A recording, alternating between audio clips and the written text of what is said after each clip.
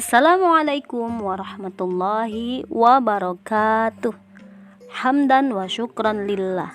Salatan wa salaman ala rasulillah. Alhamdulillah, puji dan syukur kehadiran Allah Subhanahu wa taala yang telah memberikan nikmat banyak sekali bagi kita. Tahun Hijriah adalah tahun Islam. Nah, Ananda semua tahu nggak bagaimana sejarah tahun Hijriah itu dimulai? Yuk, saksikan dan dengarkan kisah atau cerita di video kali ini ya, bersama Bunda Ria. Pada masa pemerintahan Umar bin Khattab tahun 17 setelah hijrah, ada seorang gubernur Basrah yang bernama Abu Musa al-Asy'ari. Abu Musa al-Asy'ari mendapat surat dari Khalifah Umar bin Khattab. Abu Musa al-Asy'ari merasa bingung mendapat surat tersebut karena di dalam surat itu di bawahnya tertera Sya'ban, nih nama bulan. Abu Musa merasa bingung, dia berpikir kapan ya ini, karena pada saat itu Ananda semuanya belum ada penanggalan Islam atau tahun Hijriah. Nah, karena hal itulah maka Abu Musa al-Asy'ari menyampaikan masukan ataupun saran kepada sang khalifah kita yang bernama Umar bin Khattab. Akhirnya sang khalifah Umar bin Khattab bermusyawarah dan berijtihad. Berkumpullah Umar dan para sahabat. Umar berkata kepada para sahabat, "Wahai sahabatku semuanya yang sudah hadir di sini, aku mendapatkan masukan yang luar biasa bagus. Ketika kita tidak mempunyai tahun, maka akan banyak pekerjaan yang membingungkan. Oleh karena itu, kita akan membuat tahun yang bagaimana kira-kira? Aku menunggu usulan dari kalian semuanya." Mendengar hal tersebut, banyak usulan yang masuk dari para sahabat. Ada yang mengusulkan tahun Islam atau Hijriah itu dimulai ketika Rasul lahir, tapi usul tersebut tertolak. Juga ada yang mengusulkan ketika Rasul wafat, dan usul pun itu juga tertolak. Ada yang mengusulkan sebagaimana orang-orang Parsi, usul itu pun juga tertolak. Dan akhirnya usulan dari Ali bin Abi Thalib yang diterima di forum itu, yaitu di mana usulan Ali bin Abi Thalib bahwa dimulainya tahun Islam itu ketika Rasulullah hijrah. Nah, kalian semua tahu nggak hijrah itu apa? Terus bagaimana sih kisah hijrahnya Rasulullah? Ayo kita menuju kisah hijrahnya Rasulullah Sallallahu Alaihi Wasallam. Dahulu di bulan Muharram Rasulullah berniat untuk hijrah, yaitu hijrah pergi dari Mekah menuju ke Yasrib, atau sekarang kita kenal dengan kota Madinah ya. Sebetulnya Rasulullah sangat sedih meninggalkan kota Mekah, karena kota Mekah banyak sekali kenangan yang dialami Rasulullah. Di sana lahirlah anak-anak beliau, serta istrinya pun wafat di sana. Dan Rasul sangat dekat dengan Allah, berdakwah di sana. Karena kalau bukan karena diusir oleh penduduk Mekah, Rasulullah tidak akan meninggalkan kota yang sangat dicintainya itu. Akan tetapi hijrah ini adalah tindakan yang harus dilakukannya karena untuk keselamatan dirinya dan para sahabat yang telah masuk Islam. Nabi memerintahkan kepada para sahabatnya untuk berhijrah terlebih dahulu. Dibagilah menjadi ke dalam dua kelompok. Para sahabat Nabi ini, kelompok pertama terdiri dari beberapa sahabat, yaitu Abu Salamah, Mus'ab bin Umair, serta Umar bin Umi Maktub. Dan kelompok berikutnya terdiri dari Bilal bin Rabah, Umar bin Khattab, serta Umar bin Yasir. Nah, berita hijrahnya para sahabat ini terdengar kepada para pemuka Quraisy saat itu. Akhirnya mereka berkumpul dan bersepakat dalam Darun Nadwa. Ketika mereka berkumpul, ada salah satu setan yang menyamar menjadi kakek tua. Nah, kesepakatan itu adalah untuk apa?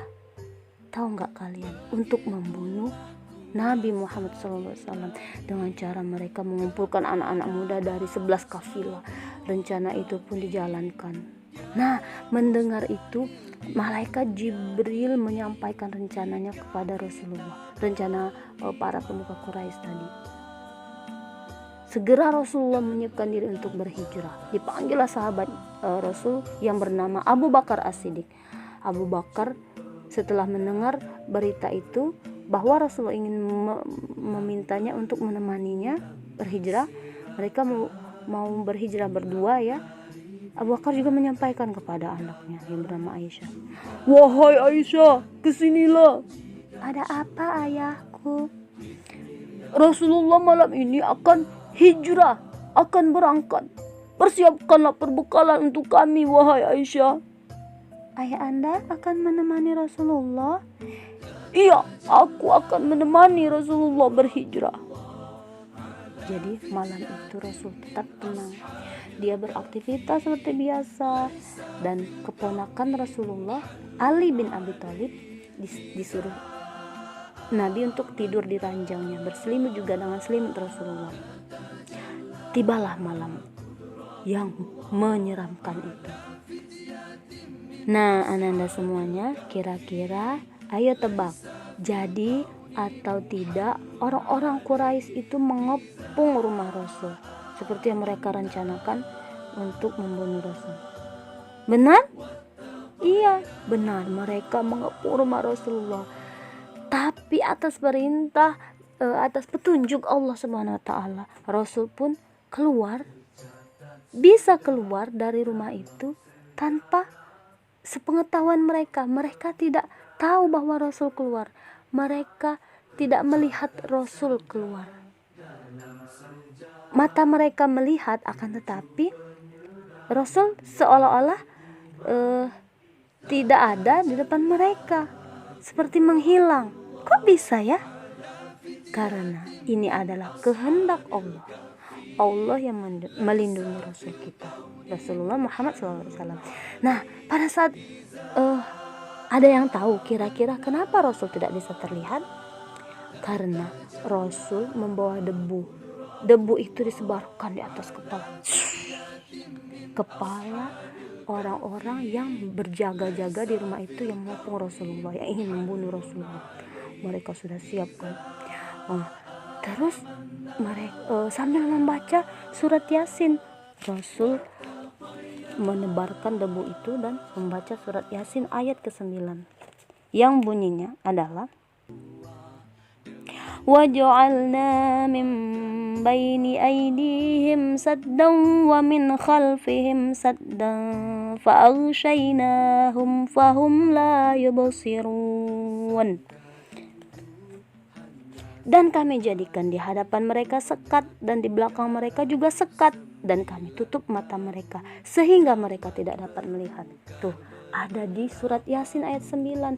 Di Al-Quran sudah jelas Allah melindungi Nabi. Akhirnya Rasul keluar rumah itu dengan Abu Bakar As-Siddiq tanpa dilihat oleh mereka. Nah, sambil bercakap-cakap, malam itu lewat beberapa menit, lewat beberapa jam, sampailah hampir subuh mereka bercakap-cakap. Ada yang bilang, "Ho, wah, pedangku ini sudah aku asah. Pedangku ini pasti bisa membunuh yang namanya Muhammad itu. Aku sudah gatal mau membunuhnya." Jangan salah, pedangku pasti yang duluan akan membunuh Nabi Muhammad. Ini sudah tajam sekali. Ayo kita berjaga-jaga terus, kita jangan tertidur ya. Kau tenang saja, kita sudah siap di sini. Pokoknya nanti ketika Muhammad keluar dari rumah, kita siap bareng-bareng membunuhnya. Iya, oke. Mereka pun berjaga sampai subuh. Tapi setelah ditunggu-tunggu, kok Muhammad gak keluar-keluar ya? Kata mereka penasaran. Akhirnya mereka masuk, mengintip dulu dari jendela. Setelah itu mereka masuk, mereka mendapati seseorang yang tidur dengan selimut. Pasti mereka mengira itu Rasulullah. Hampir saja mereka membunuh. Ternyata itu adalah Ali bin Abi Thalib. Mereka tidak menemukan Nabi. Mereka sangat kecewa. Apa yang dikatakan oleh para pemukul Quraisy itu? Hah? Mana Muhammad? Mana Muhammad? Akhirnya mereka keluar dan segera mencari Nabi Muhammad. Mengejar lagi. Mereka mengejar Nabi Muhammad.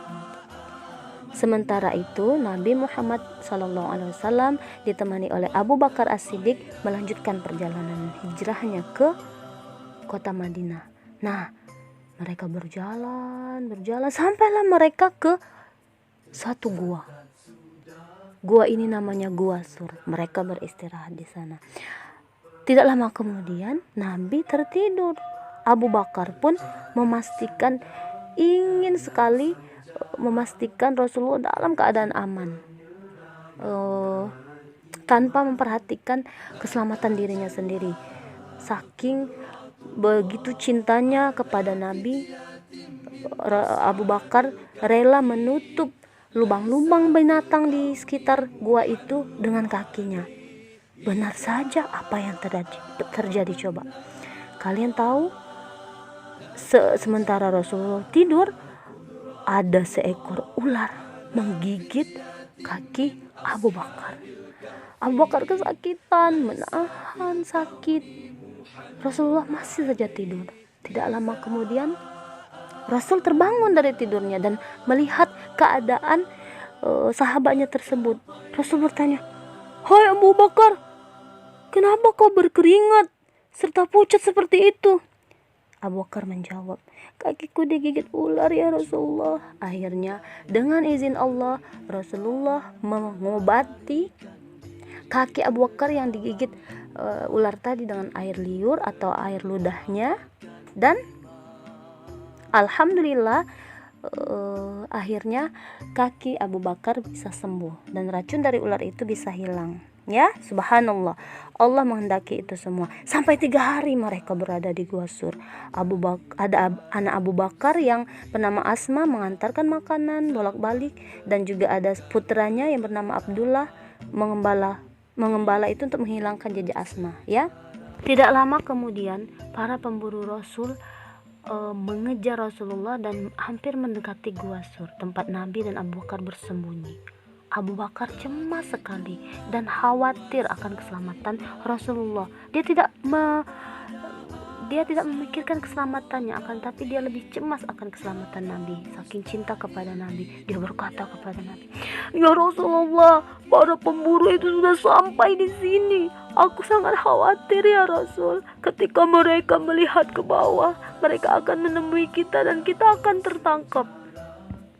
Atas izin Allah Subhanahu wa ta'ala, di depan Gua Sur itu datanglah burung yang berterbangan. Mereka pun membuat apa? Iya, betul, membuat sarang. Terus dengan cepat mereka membuat sarang dan bertelur di sana di sarangnya itu. Kemudian ada satu lagi hewan selain burung. Apa coba tebak? Laba-laba, iya betul. Laba-laba pun membuat jaring secepat kilat, membuat jaring yang kuat di depan gua tersebut. Seolah-olah mereka melindungi Nabi agar supaya orang-orang Quraisy tidak bisa masuk ke dalam gua itu. Dengan kata lain, hal tersebut mengelabui para pemburu atau pencari Rasulullah. Mereka mengira tidak ada orang di dalamnya. Kan sudah ada sarang laba-laba sama sarang burung, pasti nggak ada orang di dalam. Akhirnya mereka kembali lagi ke Mekah. Mereka tidak melanjutkan perjalanan. Subhanallah ya, dengan kehendak Allah, dengan bantuan burung dan laba-laba, akhirnya Rasulullah dan Abu Bakar selamat dari kejaran para pemburu Quraisy itu. Dan setelah itu Rasul pun melanjutkan perjalanannya lagi dengan Abu Bakar. Mereka melanjutkan perjalanan ke Yasrib atau ke kota Madinah. Sementara para pemburu Rasul telah kembali lagi ke Mekah karena tidak berhasil menemukan Rasulullah. Ada seorang pemburu lagi yang bernama Suraqah bin Malik. Dia sendirian. Dia dengan kudanya yang kencang dan pedangnya di tangannya yang tajam, dia mengejar Rasul, dia mengejar Nabi kita. Dan juga Abu Bakar ya, hampir saja dia mendekati Rasul karena dia adalah pembaca jejak yang unggul. Setelah hampir sampai mendekati Abu Bakar dan Nabi, dia berkata, "Hei, tunggu! Hei Abu Bakar, hahaha, aku pasti bisa menangkap kalian, hei!" Sambil dia mengendarai kudanya dengan kencang, "Hei, ayo kuda!" Dengan terus memacu kudanya, "Hei, ayo kuda, cepat kita kejar Abu Bakar dan Muhammad." Tapi atas izin Allah Subhanahu wa Ta'ala, kuda itu pun terjungkal, jatuh. Suraqah menaiki kembali kudanya. Dia tidak kenal menyerah. Dia melanjutkan mengejar Rasul dengan kudanya yang kuat itu, serta Abu Bakar. Nah, terus dia bilang lagi, "Hei, jangan lari, aku sudah melihat kalian." Terus dia terjungkal lagi deh atas izin Allah. Itu terjadi 3 kali. Kuda yang dinaiki Suraqah terjungkal. Akhirnya Suraqah memang pada dasarnya tidak mengenal lelah. Dia berlari mengejar Rasulullah dan Abu Bakar. Kuda yang tadi ditinggalkannya.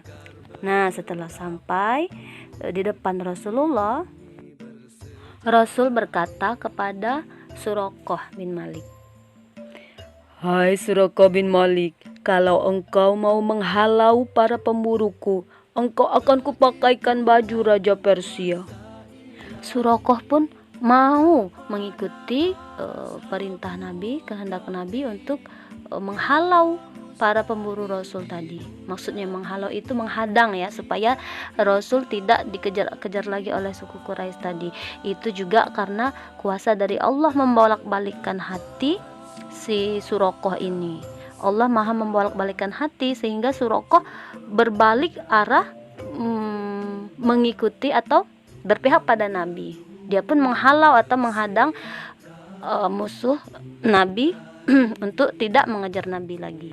Nabi Muhammad SAW dan Abu Bakar As-Siddiq melanjutkan perjalanan hingga sampailah di Madinah, di kota Madinah yang dahulu biasa disebut Yasrib, kalau sekarang kota Madinah, di bulan Rabiul Awal. Dan Rasul pun disambut para penduduk Madinah dengan sukacita, dengan riang gembira. Mereka sangat menunggu kedatangan Nabi dengan nyanyian lagu seperti ini. Tala'al badru alaina min saniyatil wada' wajabah syukru alaina mada'a lillahi da'. Alhamdulillah ananda sekalian, itulah sejarah singkat bagaimana peristiwa hijrah Rasulullah dari kota Mekah menuju ke kota Yasrib atau sekarang dikenal dengan kota Madinah. Dan ternyata awal dari tahun Hijriah itu adalah bulan Muharram yang sekarang kita sedang peringati, sekarang kita sedang merayakan bulan Muharram. Ada yang tahu dan sudah hafal bulan-bulan di tahun Hijriah? Ada 12 bulan juga loh, sama seperti bulan di kalender Masehi, tapi beda pengucapannya. Kita nyanyi bersama-sama ya. Wahid, Isnin, Selasa, Muharram, Safar, Rabiul Awal, Rabiul Akhir, Jumadil Awal, Jumadil Akhir, Rajab, Sya'ban, Ramadan, Syawal, Zulqaidah, Zulhijjah. Baiklah ananda, itulah tadi tahun Hijriah dan bulan awal dari tahun Hijriah. Tetap semangat di awal tahun Hijriah ini. 1 Muharram 1442 Hijriah. Assalamualaikum warahmatullahi wabarakatuh.